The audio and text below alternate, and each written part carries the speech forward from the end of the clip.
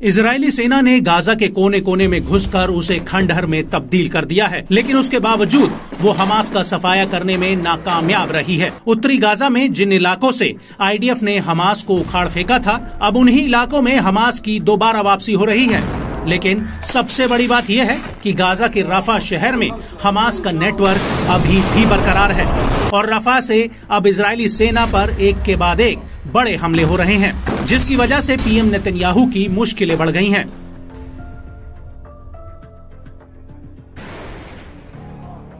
दरअसल रफा इजरायली सेना के लिए एक मौत का जाल बन गया है, जिसमें आईडीएफ बुरी तरह उलझती जा रही है।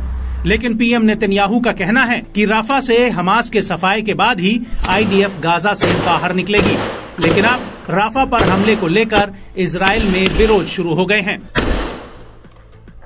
दरअसल गाजा में तैनात 900 से ज्यादा इजरायली सैनिकों के माता पिता ने इजरायली सेना को एक चिट्ठी लिखी है, जिसमें आईडीएफ से मांग की गई है कि वो राफा पर हमलों को रोक दें। सैनिकों के इन माता पिता ने राफा को उनके बच्चों के लिए एक मौत का जाल बताया है। आपको बता दें कि 2 मई को ये चिट्ठी इजरायली सेना को लिखी गई थी। इस पत्र के जरिए सैनिकों के माता पिता ने इजरायली रक्षा मंत्री योव गैलेंट और आईडीएफ प्रमुख जनरल हार्जी हलेवी से राफा ऑपरेशन रोकने की मांग की गई थी। इस चिट्ठी के मुताबिक सामान्य जानकारी रखने वाले किसी भी व्यक्ति के लिए ये साफ है कि राफा में घुसपैठ के संबंध में महीनों की चेतावनियों और घोषणाओं के बाद दूसरी तरफ की सेनाएं सक्रिय रूप से हमारे सैनिकों पर हमला करने की तैयारी कर रही हैं। हमारे बेटे शारीरिक और मानसिक रूप से थक चुके हैं और अब आप उन्हें इस खतरनाक स्थिति में भेजने का इरादा रखते हैं। ऐसा प्रतीत होता है कि ये लापरवाही से कम नहीं है।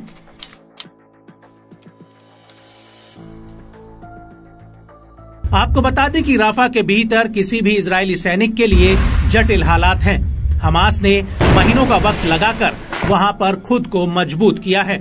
इसके साथ ही राफा के भीतर कई कठिन सुरंगें भी हैं, जो पूरे राफा भर में आपस में जुड़ी हुई हैं। और इसको लेकर गाजा में तैनात एक सैनिक की मां अनंत ने कहा कि राफा एक मौत का जाल है। हमारे सैनिकों की हत्या के लिए जगह तैयार करने के लिए हमास के पास बहुत समय था। हम बहुत चिंतित और परेशान हैं।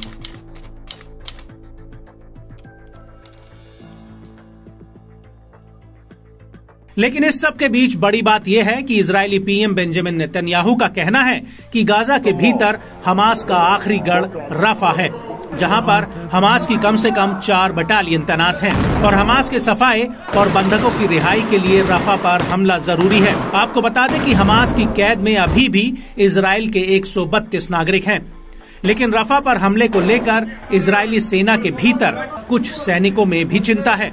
ऐसे में एक इजरायली सैनिक की मां ईदित का कहना है कि उसके बेटे ने उसे व्हाट्सएप पर मैसेज भेजकर कहा कि वो राफा के भीतर जाने से काफी खौफजदा है।